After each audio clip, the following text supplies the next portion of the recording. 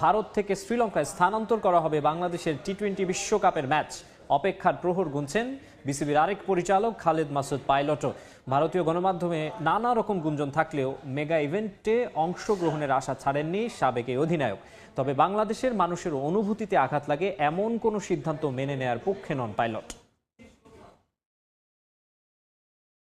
ভারতীয় ক্রিকেট বিষয়ক ওয়েবসাইট ক্রিকইনফোর সোমবারের খবরটা বাংলাদেশের ক্রিকেট আঙ্গনে ছড়ায় হতাশা। যদিও এদিন ব্রিফিংয়ে বিসিবির দুই পরিচালক সেটিকে গুজব বলে উড়িয়ে দিয়েছেন। আমজাদ ফায়াজুরদের সুরে গলা মিলিয়েছেন আরেক পরিচালক খালেদ মাসুদ পাইলটও।